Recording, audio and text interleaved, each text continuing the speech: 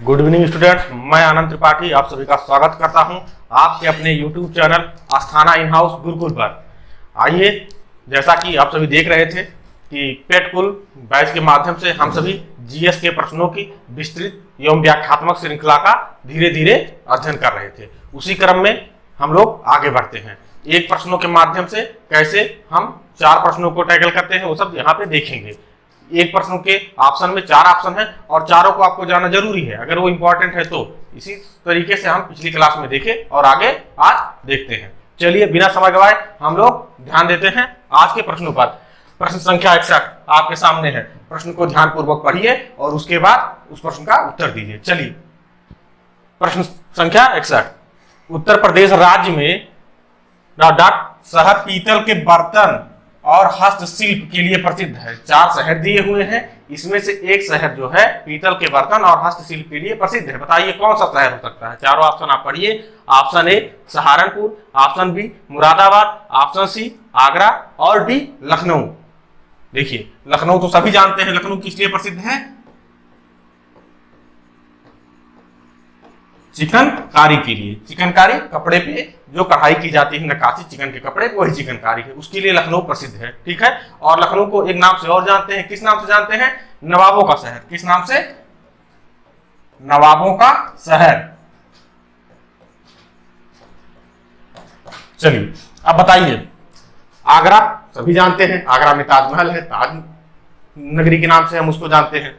अब बताइए कि कौन सा हो सकता है। 2 ऑप्शन तो आपके, यानी लखनऊ और आगरा तो नहीं हो सकता। अब बताइए कौन सा ऑप्शन सही हो सकता है। सहारनपुर में लकड़ी की नक्काशी के लिए प्रसिद्ध है आपका उत्तर प्रदेश। क्या है यहाँ पे? लकड़ी की नक्काशी। अब बताइए बचा कौन सा ऑप्शन? ऑप्शन बी मुरादाबाद, यानी उत्तर प्रदेश राज्य में मुरादाबाद शहर पीतल के बर्तन और हस्तशिल्प के लिए प्रसिद्ध है। सहारनपुर किसके लिए है? लकड़ी की नक्काशी के लिए। लखनऊ हमने देखा चिकनकारी के लिए है और आगरा पेठा के लिए प्रसिद्ध है और वहां पे जो है ताज महल है। ठीक है। चलिए अब बढ़ते हैं अगले क्वेश्चन की तरफ। बताइए 62, पढ़िए ध्यान पूर्वक इसको। बनारस हिंदू विश्वविद्यालय किस वर्ष स्थापित किया गया था? बीएचयू की बात कर रहा है। बनारस हिंदू विश्वविद्यालय किस वर्ष स्थापित किया गया था? Option A 1902, option B 1910, option C 1916, option D 1921। बताइए कौन सा ऑप्शन सही हो सकता है यहाँ पर? बताइए। Option C 1916। अब बताइए कि बनारस हिंदू विश्वविद्यालय यानी बीएचयू के जो है संस्थापक कौन थे? बताइए, याद रखिएगा। यम महामना मदन मोहन मालवीय, यानी बीएचयू के संस्थापक कौन थे? मदन मोहन मालवीय जी। ठीक है। और कौन सा ऑप्शन इसका सही है? Option C 1916। चलिए प्रश्न संख्या 63, ये लिखा हुआ है 2011। ठीक है। बताइए 2011 की जनगणना के अनुसार उत्तर प्रदेश का सर्वाधिक साक्षर जनपद कौन सा था? बताइए। अभी 2011 की जनगणना ही, जो भी प्रश्न आएंगे वो भी वहीं से, क्योंकि अभी 2021 में होना था, कोविड के कारण हो नहीं पाया है, तो इसीलिए 2011 की जनगणना से जो भी प्रश्न आएंगे उसको हम किसी ना किसी क्लास में आप सभी को, अगर आप लोग कमेंट करेंगे तो हम आपके लिए जनगणना विशेष क्लास लेके आएंगे आपके बीच में। ठीक है। चलिए फिलहाल इस क्वेश्चन का आंसर दीजिए। 2011 की जनगणना के अनुसार उत्तर प्रदेश का सर्वाधिक साक्षर जनपद, मतलब सबसे पढ़ा लिखा जनपद कौन सा है? बताइए। 4 ऑप्शन है। Option A Ghaziabad, option B Kanpur Nagar, option C Lucknow, option D Jaunpur. बताइए कौन सा हो सकता है? Option B Kanpur Nagar. कानपुर किसके लिए प्रसिद्ध है? यहां ये भी जान लीजिए, कानपुर किस लिए प्रसिद्ध है? चमड़ा उद्योग के लिए। ठीक है। देखिए उत्तर प्रदेश स्पेशल से आपकी परीक्षाओं में मतलब यूपी की जो भी कोई परीक्षा होगी, यूपी पेट हो या यूपी की लेखपाल परीक्षा हो या यूपी की जो भी परीक्षाएं होंगी, वहां यूपी स्पेशल से क्वेश्चन आने हैं। अगर आप लोग चाहेंगे तो हम यूपी स्पेशल के लिए भी स्पेशल क्लास लेके आ जाएंगे आपके सामने। ठीक है। और उसको आप ध्यानपूर्वक पढ़िएगा। जैसे मेलों से प्रश्न आते हैं, जैसे उत्तर प्रदेश का कौन सा जिला प्रसिद्ध है किस लिए, 1 डिस्ट्रिक्ट 1 प्रोडक्ट के लिए भी आते हैं क्वेश्चन। इस सब के लिए आप कमेंट करिएगा और हम क्लास लेके आएंगे आपके बीच में। चलिए आगे बढ़ते हैं। प्रश्न संख्या 64 बताइए उत्तर प्रदेश का राजकीय पुष्प, उत्तर प्रदेश का राजकीय पुष्प निम्नलिखित में से कौन सा है?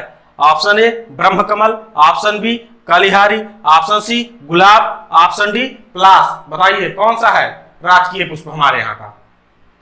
बिल्कुल सही, कौन सा है? पलाश। इसी को एक अन्य नाम से जानते हैं, किस नाम से? टेसु, पलाश अथवा टेसु। अब जब आप पुष्प जान गए हैं तो वृक्ष भी देखिए कि वृक्ष क्या है उत्तर प्रदेश का राजकीय, क्या है उत्तर प्रदेश का राजकीय वृक्ष? बताइए। अशोक। उत्तर प्रदेश का राजकीय वृक्ष क्या है? अशोक। अब वृक्ष जान गए हैं तो पशु भी जान लीजिए। यही एक क्वेश्चन में जो चीजें आए उसको वहीं पे क्लियर करते चलिए, और जब भी उत्तर प्रदेश के बारे में बात आए बार बार रिवाइज करिए उस चीजों को। जितने ज्यादा आप रिवाइज करेंगे आपके सफल होने की संभावनाएं हमेशा उतनी ज्यादा बढ़ती जाएंगी। ठीक है, बताइए वृक्ष तो अशोक हो गया, पुष्प हमने देखा पलाश अथवा टेसु हो गया। अब बताइए पंछी कौन से है? पंछी कौन है? सारस अथवा क्रोंच। ठीक है, वृक्ष अशोक, पंछी सारस अथवा क्रोंच, पुष्प कौन सा हो गया? पलाश टेसु। और बताइए पशु कौन सा है? उत्तर प्रदेश का राजकीय पशु कौन सा है? कमेंट करिए कौन सा राजकीय? बारहसिंघा। बिल्कुल, बारहसिंघा उत्तर प्रदेश का।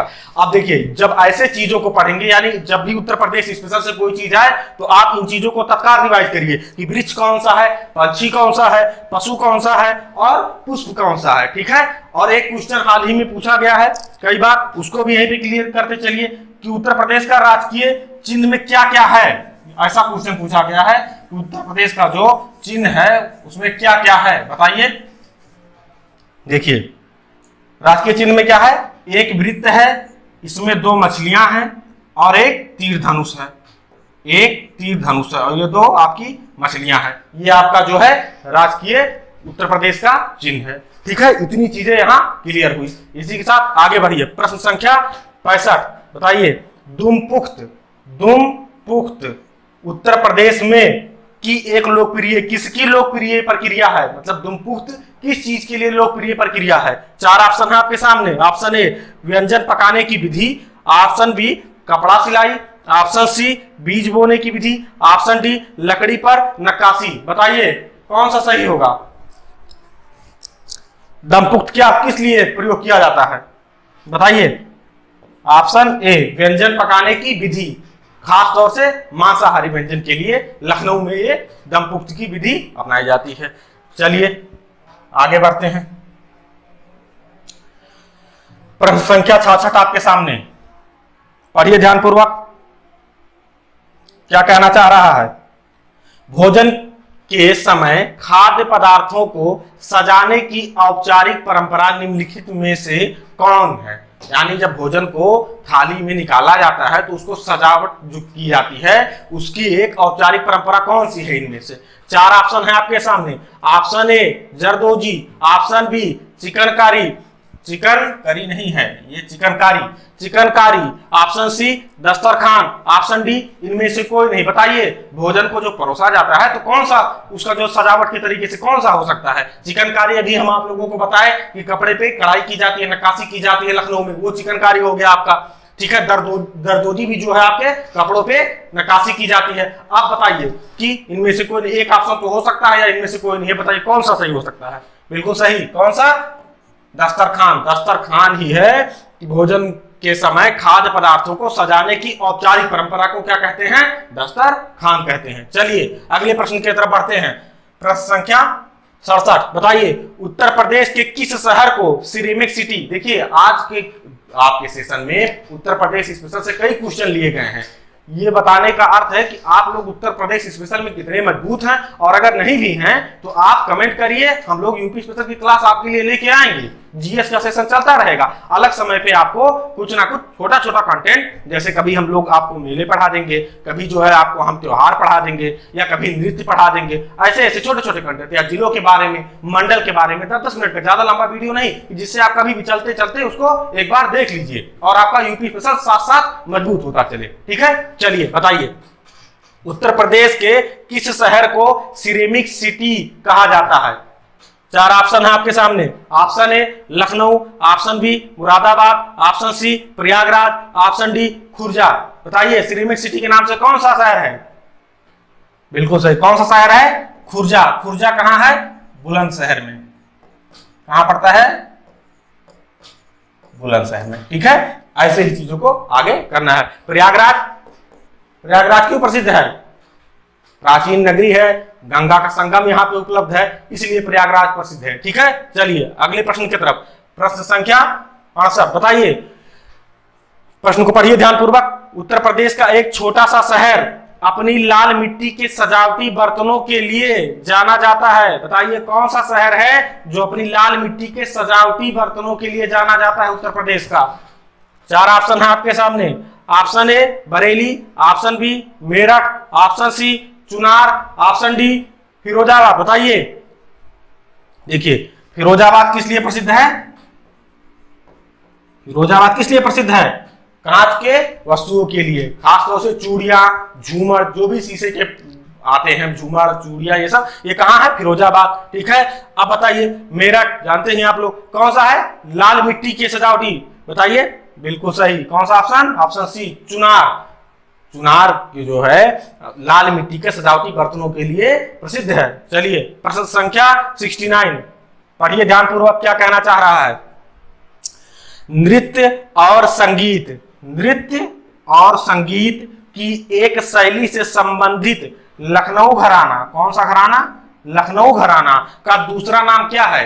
देखिए लखनऊ घराना नृत्य और संगीत शैली से तो प्रसिद्ध है ही है, लेकिन इसका दूसरा नाम क्या है?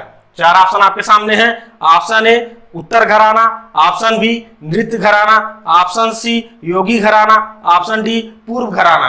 बताइए, ऑप्शन डी पूर्व घराना। देखिए इसी तरीके से हमको हर चीजों को जोड़ते हुए आगे बढ़ना। जैसे हमने देखा कि फिरोजाबाद क्यों प्रसिद्ध है, मेरठ क्यों प्रसिद्ध है, चुनार में क्या है, आपने उत्तर दिया ही इस चीज का। ठीक है, चलिए आगे बढ़ते हैं। पढ़िए प्रश्न संख्या 70 क्या कहना चाह रहा है? पढ़िए ध्यानपूर्वक। किस वर्ष में कोलकाता के पास हुगली नदी पर रिसरा नामक स्थान जो है वहां पहली जूट मिल स्थापित की गई थी? जूट मिल, जूट को अन्य किस नाम से जानते हैं? इसी को हम लोग किस नाम से जानते हैं? Golden fibre. ठीक है, चलिए बताइए। Option A 1847, option B 1855, option C 1889, option D 1900। बताइए रिसरा में कब किस सन में लगी थी पहली बार? बिल्कुल सही, 1855 ईस्वी में। ठीक है, प्रश्न संख्या 71 पढ़िए ध्यानपूर्वक। एशिया का सबसे बड़ा मसाला बाजार, एशिया का, भारत का नहीं, एशिया का सबसे बड़ा मसाला बाजार निम्नलिखित में से किसे माना जाता है? बताइए, चार ऑप्शन है आपके सामने। ऑप्शन ए खारी बावली नई दिल्ली में जो कि स्थित है, ऑप्शन बी बापू बाजार जो कहां स्थित है? जयपुर में स्थित है, ऑप्शन सी लाल दरवाजा मार्केट जो कहां स्थित है? अहमदाबाद में, और ऑप्शन डी कोयम्बेडू मार्केट कहां पे है? चेन्नई में। बताइए कि एशिया का सबसे बड़ा मसाला बाजार कौन सा है इनमें से? बिल्कुल सही, ऑप्शन ए खारी बावली नई दिल्ली एशिया का सबसे बड़ा मसाला बाजार है। यहाँ पे देसी और विदेशी तमाम प्रकार के मसाले मिलते हैं। चलिए अगले क्वेश्चन की तरफ बढ़ते हैं। क्वेश्चन नंबर 72 बताइए, वस्तु एवं सेवा कर, वस्तु एवं सेवा कर यानी जीएसटी भारत में 1 जुलाई को पेश किया गया था। बताइए 1 जुलाई किस सन में पेश किया गया था जीएसटी को? चार ऑप्शन है आपके सामने। 2014, option A, option B 2016, option C 2017, option D 2018। बताइए, ऑप्शन सी 2017। जीएसटी देखिए, जीएसटी 3 प्रकार की होती है। कौन कौन सी? यहां इसको देख लेते हैं। जीएसटी 3 प्रकार की होती है। कौन कौन सी होती है? सेंट्रल जीएसटी, फिर स्टेट जीएसटी और फिर आईजीएसटी। ठीक है, 3 प्रकार होते हैं जीएसटी के। ठीक है, चलिए अगले प्रश्न की तरफ बढ़ते हैं। प्रश्न संख्या 73, बताइए राज्यसभा की, पढ़िए प्रश्न को ध्यानपूर्वक, बहुत ही इंपॉर्टेंट प्रश्न है ये आपके सामने, पढ़िए। राज्यसभा की विशेष शक्ति इस आशय का प्रस्ताव अपनाकर संविधान के अनुच्छेद में दिया गया है कि वह राज्य सूची में शामिल, राज्य सूची, देखिए सूचियों के बारे में हम पहले भी आपको बता चुके हैं, 3 प्रकार की सूचियां होती हैं। 7वीं सूची में 3 प्रकार की सूचियां दी गई हैं। कौन कौन सी? केंद्र सूची, राज्य सूची, समवर्ती सूची। ठीक है, बताइए अब यहां क्या कह रहा है? राज्य सूची। राज्य सूची में शामिल किसी भी मामले के संबंध में कानून बनाने के लिए संसद को सशक्त बना सके। बताइए किस अनुच्छेद में है? ऑप्शन ए अनुच्छेद 128, ऑप्शन बी अनुच्छेद 198, ऑप्शन सी 223, ऑप्शन डी 249। बताइए कौन सा सही है? बिल्कुल सही, ऑप्शन डी 249। यानी राज्यसभा की विशेष शक्ति इस आशय का प्रस्ताव अपनाकर संविधान के अनुच्छेद 249 में दिया गया है कि वह राज्य सूची में शामिल किसी भी मामले के संबंध में कानून बनाने के लिए संसद को सशक्त बना सके। ठीक है, चलिए आगे बढ़ते हैं।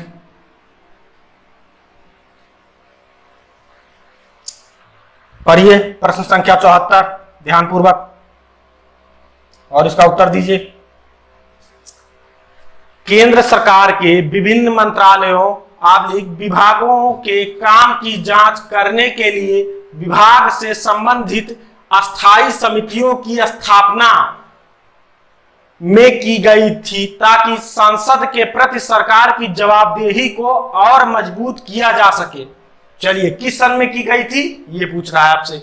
Option A 1991, option B 1993, option C 1999, option D 2000। बताइए कौन सा ऑप्शन सही होगा? ध्यानपूर्वक पढ़िए, ये सब इंपॉर्टेंट क्वेश्चन है पॉलिटी के, ध्यानपूर्वक इस क्वेश्चन को पढ़िए, बताइए कौन सा सही होगा।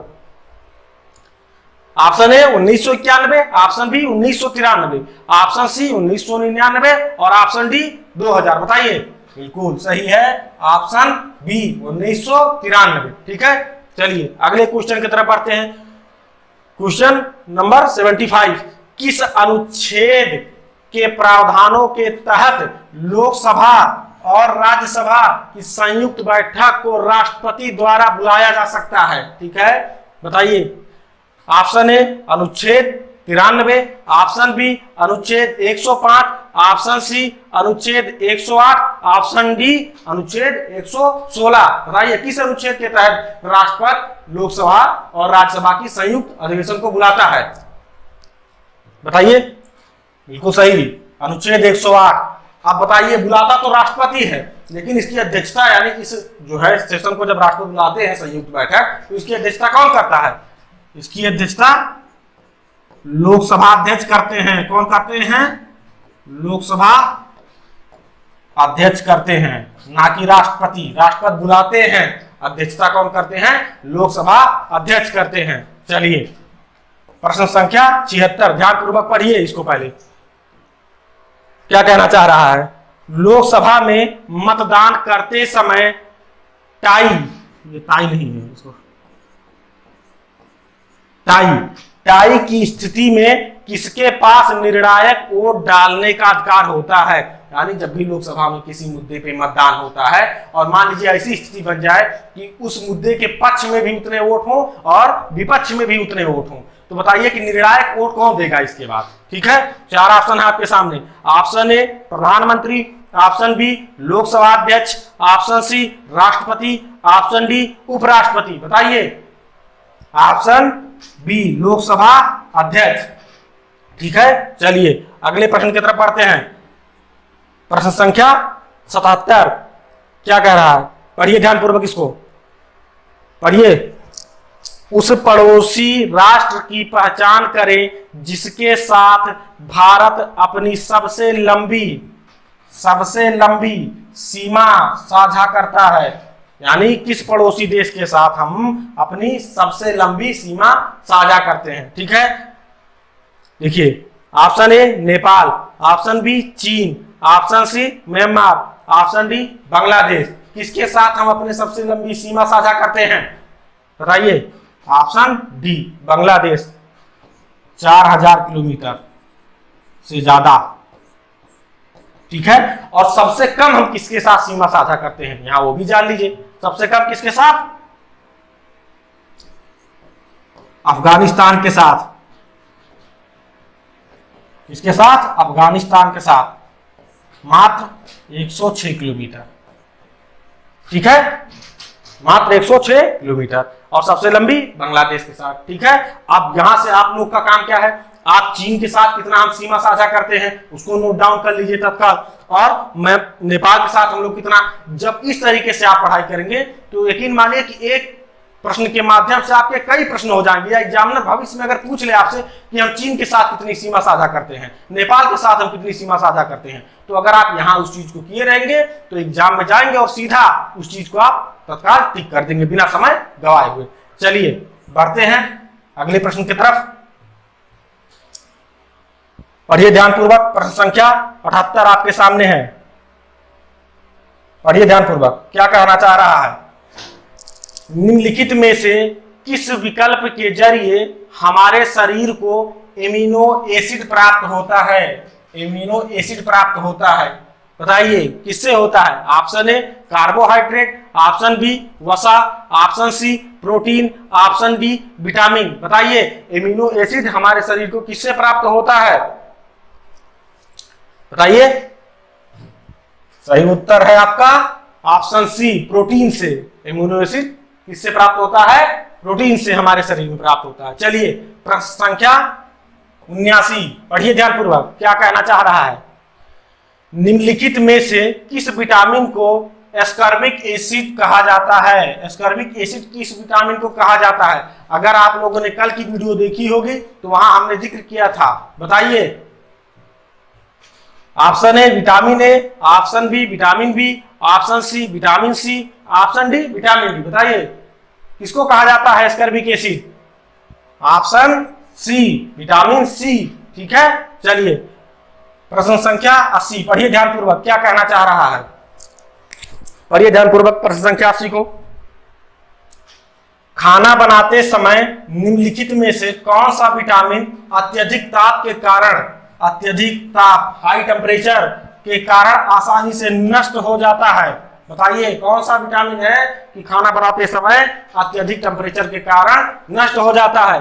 चार ऑप्शन है आपके सामने। Option A vitamin A, option B vitamin D, option C vitamin C और ऑप्शन डी विटामिन के। बताइए कौन सा विटामिन है अत्यधिक ताप के कारण नष्ट हो जाता है।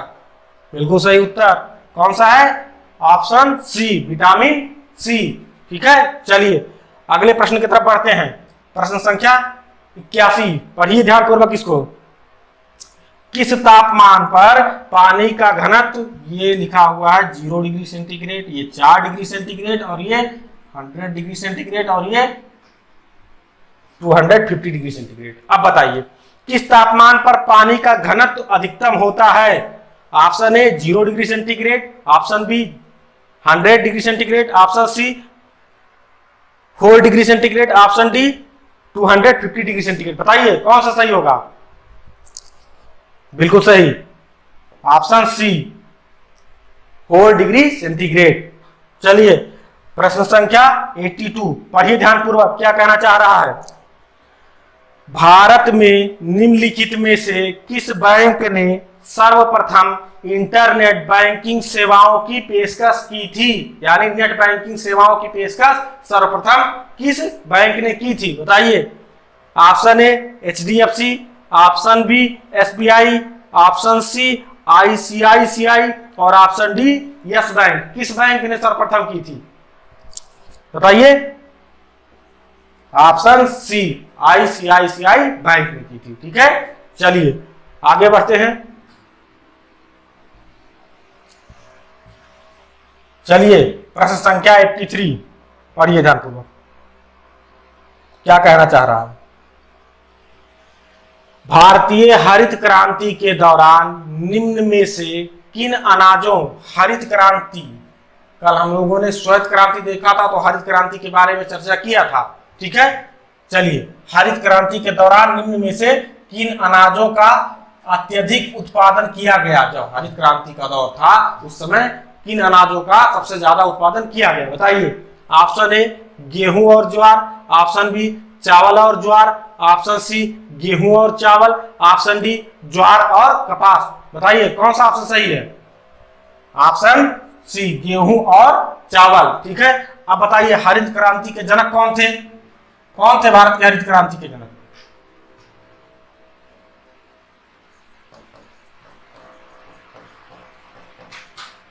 स्वामीनाथन, ठीक है, मैं स्वामीनाथन, ठीक है। कल ही हम लोग आपको बताए थे कि श्वेत क्रांति जब हमने आपको डिस्कस किया था तो हरित क्रांति के बारे में बताया था, ठीक है। इसीलिए कहते हैं कि जब भी कोई प्रश्न आए तो उसके साथ जो भी चीजें जुड़ी हो उसको वहां पे तत्काल देख लीजिए।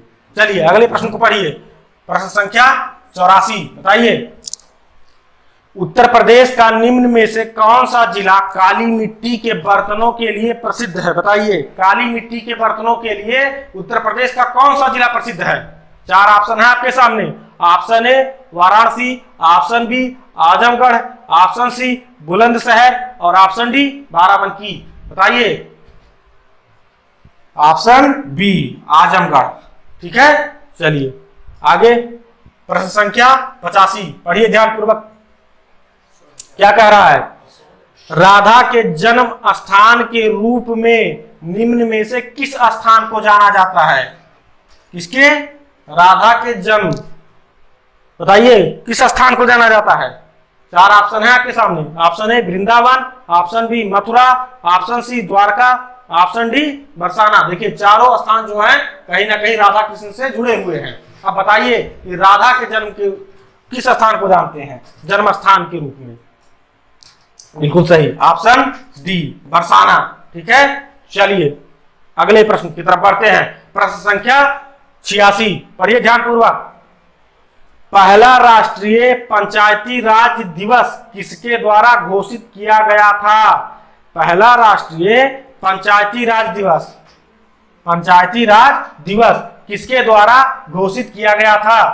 4 option. Option A Shri Narendra Modi, option B doctor Manmohan Singh, option C Shri Narendra Tomar, option D Shri Rajnath Singh. किसके द्वारा घोषित किया गया था?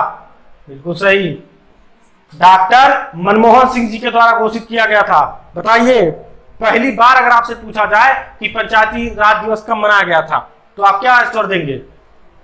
किस सन में मनाया गया था? बताइए। बिल्कुल सही, देखिए 24 अप्रैल को हम लोग मनाते हैं। 24 अप्रैल को पंचायती राज दिवस मनाते हैं, ठीक है। क्यों मनाते हैं? 24 अप्रैल के दिन ही 73वां संविधान संशोधन हुआ था, ठीक है। संविधान संशोधन के माध्यम से पंचायती राज को संवैधानिक दर्जा मिला था, तो इसीलिए 24 अप्रैल को हम लोग मनाते हैं, ठीक है। चलिए प्रश्न संख्या 87, पढ़िए ध्यानपूर्वक। क्या कहना चाह रहा है? भारतीय संविधान का निम्न में से, पढ़िए ध्यानपूर्वक प्रश्न संख्या क्या कहना चाह रहा है? भारतीय संविधान का निम्न में से कौन सा अनुच्छेद मानव के क्रय विक्रय तथा जबरदस्ती मजदूरी कराने पर प्रतिबंध लगाता है? यानी मानव के क्रय विक्रय तथा जबरदस्ती मजदूरी कराने पर कौन सा अनुच्छेद है जो प्रतिबंध लगाता है? 4 ऑप्शन है आपके सामने। ऑप्शन ए अनुच्छेद 19, ऑप्शन बी अनुच्छेद 17, ऑप्शन सी अनुच्छेद 18 और ऑप्शन डी अनुच्छेद 23। कौन सा हो सकता है? देखिए अनुच्छेद 17 में क्या है? अस्पृश्यता का अंत, ठीक है, अस्पृश्यता का अंत। और अनुच्छेद 18 में क्या है? उपाधियों, उपाधियों की समाप्ति, ठीक है। और 19 हम सभी जानते ही हैं क्या इसमें? वाक एवं अभिव्यक्ति की स्वतंत्रता। तो बचा कौन सा? ऑप्शन डी अनुच्छेद 23। अनुच्छेद 23 ही हमको मानव के क्रय विक्रय तथा जबरदस्ती मजदूरी कराने पर प्रतिबंध लगाता है। चलिए आगे बढ़ते हैं। चलिए पढ़िए प्रश्न संख्या 88 आपके सामने, ध्यान पूर्वक पढ़िए क्या कहना चाह रहा है। देखिए कह रहा महात्मा गांधी दक्षिण अफ्रीका में किस वर्ष पहुंचे थे? दक्षिण अफ्रीका में किस वर्ष पहुंचे थे? देखिए option A 1893, option B 1905, option C 1899 और ऑप्शन डी 1914। किस वर्ष ये दक्षिण अफ्रीका में पहुंचे थे? ऑप्शन ए 1893 ईस्वी में दक्षिण अफ्रीका में पहुंचे थे। किसके बुलावे पे गए थे ये दक्षिण अफ्रीका? बताइए ध्यानपूर्वक पढ़ के, सोचिए दिमाग से। सेठ अब्दुल्ला के बुलावे पे ये दक्षिण अफ्रीका गए थे। ठीक है, चलिए प्रश्न संख्या 89 पढ़िए ध्यानपूर्वक। मौर्यकालीन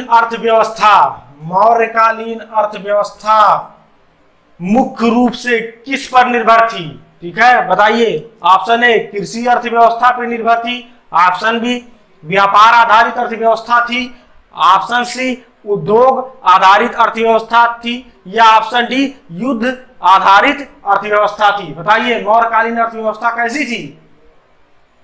ऑप्शन ए कृषि आधारित अर्थव्यवस्था थी। ठीक है, चलिए प्रश्न संख्या 90 आपके सामने, पढ़िए ध्यानपूर्वक क्या कहना चाह रहा है। आयोडीन की कमी आमतौर पर कहां में रहने वाले लोगों में होती है? बताइए आयोडीन की कमी आमतौर पर समुद्र किनारे के क्षेत्रों में रहने वाले लोगों में होती है या पहाड़ी क्षेत्रों में या अधिक आबादी वाले शहर में या द्वीप पर? बताइए। पहाड़ी क्षेत्रों में रहने वाले लोगों में प्रायः आयोडीन की कमी होती है। चलिए प्रश्न संख्या 91 पढ़िए ध्यानपूर्वक क्या कहना चाह रहा है।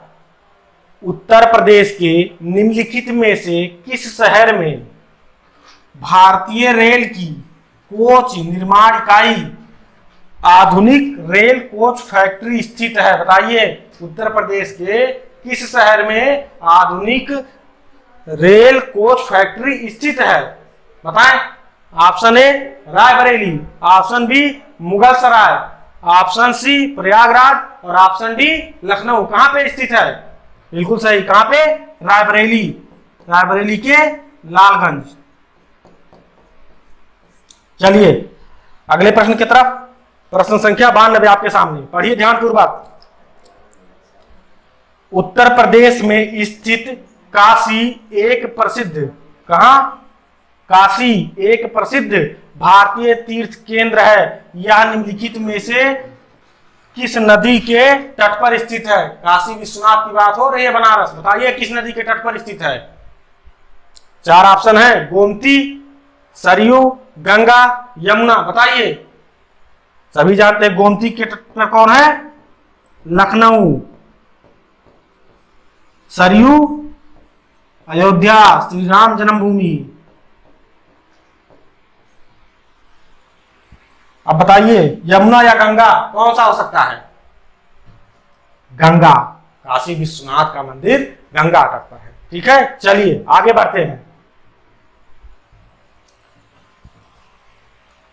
चलिए प्रश्न संख्या 93 है, ध्यान पूर्वक पढ़िए क्या कहना चाह रहा है। उत्तर प्रदेश के निम्नलिखित में से किस शहर में राजकीय कला एवं शिल्प महाविद्यालय स्थित है? Option A Lucknow, option B Kanpur, option C Varanasi, option D Gorakhpur. बताइए कहां पे स्थित है? ऑप्शन ए लखनऊ में स्थित है।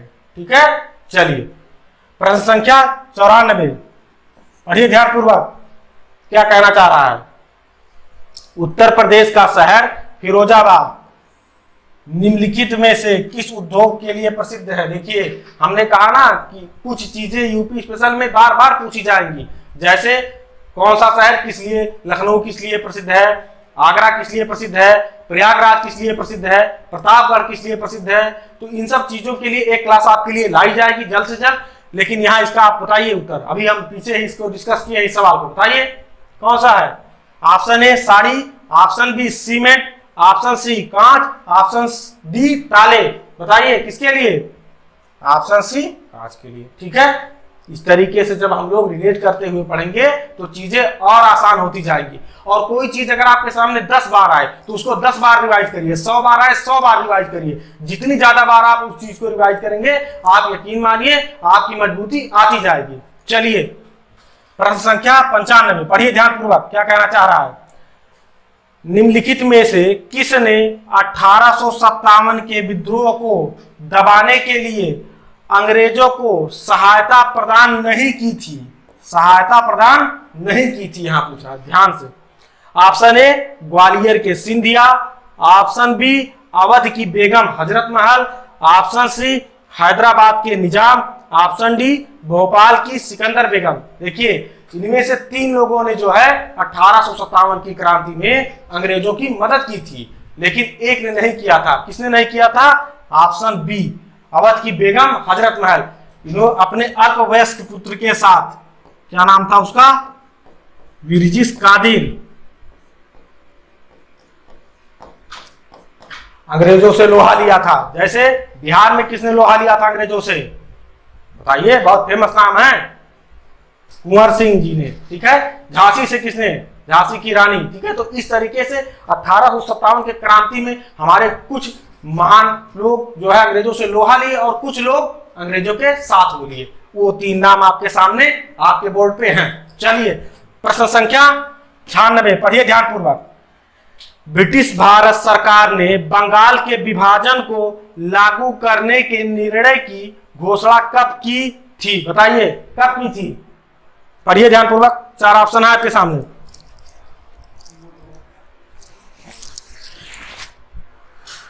ऑप्शन ए 7 अगस्त 1905, ऑप्शन बी 19 जुलाई 1905, ऑप्शन सी 16 अक्टूबर 1905, ऑप्शन डी 1 सितंबर 1905। यानी ब्रिटिश भारत सरकार ने बंगाल के विभाजन को लागू करने की निर्णय की घोषणा की थी। बताइए कब की थी, बताइए।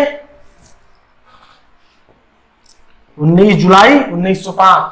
किसके समय में किया गया था, बताइए, यह भी जानना जरूरी है। कौन था, कर्जन। कौन था, कर्जन। ठीक है, चलिए आगे बढ़ते हैं।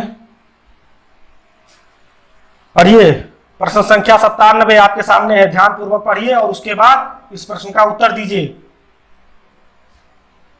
ये लिखा हुआ है 1927। ठीक है, पढ़िए ध्यानपूर्वक क्या लिखा हुआ है। महाराष्ट्र में महार सत्याग्रह किसने आरंभ किया था। 4 ऑप्शन है आपके सामने। Option A Mahatma Gandhi, option B Sardar Vallabh Bhai Patel, option C doctor B R Ambedkar और ऑप्शन डी ज्योतिबा फूले। बताइए, देखिए इस प्रश्न का उत्तर है option C doctor B R Ambedkar. ये आंदोलन क्या था, वास्तविकता ये थी कि वहां के दलितों को पानी पीने के अधिकार से वंचित किया जा रहा था। कुओं और तालाबों पे वो पानी नहीं भर सकते थे खुले आम। उसी के विरोध में जो है doctor B R Ambedkar ji ने वहां पे एक सत्याग्रह किया था, यानी पानी के विरोध में, पानी पीने के विरोध में। किसके विरोध में, पानी पीने के विरोध में। बताइए, पानी तक नहीं मिलता था, वो समय था। संविधान ने हम लोगों को बहुत से अधिकार दिए हैं, इसीलिए संविधान यानी राजनीति को आप बहुत मजबूती से पढ़िए और खास तौर से भाग 3, भाग 4 का इसको आप जितनी बार रिवाइज करिए आपके लिए बहुत ही अच्छा होगा। चलिए अगले प्रश्न की तरफ बढ़ते हैं। प्रश्न संख्या 98।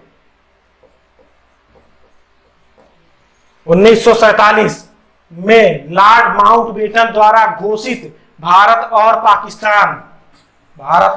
पाकिस्तान के लिए सीमा आयोग के अध्यक्ष कौन थे। Option A Lord Curzon, option B Lord Wavell, option C Clement Attlee और ऑप्शन डी सिरिल रेडक्लिफ। बताइए कौन थे, भारत और पाकिस्तान के लिए जो सीमा रेखा का निर्धारण किए थे, उन्हीं के नाम पे सीमा रेखा का नाम भी रेडक्लिफ रेखा पड़ा हुआ। बताइए, ऑप्शन डी, सिरिल रेडक्लिफ। चलिए अगले प्रश्न की तरफ बढ़ते हैं। प्रश्न संख्या 99। 2011 की जनगणना रिपोर्ट के अनुसार निम्नलिखित में से किस राज्य में जनजातीय जनसंख्या नहीं है? जनजातीय जनसंख्या नहीं है, ध्यानपूर्वक पढ़िएगा, नहीं है। ऑप्शन ए हरियाणा में, ऑप्शन बी गोवा में, ऑप्शन सी गुजरात में, ऑप्शन डी बिहार में। बताइए कहां पे नहीं है? ऑप्शन ए हरियाणा में जनजातीय जनसंख्या नहीं है 2011 की जनगणना के अनुसार। ठीक है, चलिए आगे बढ़ते हैं। प्रश्न संख्या 100।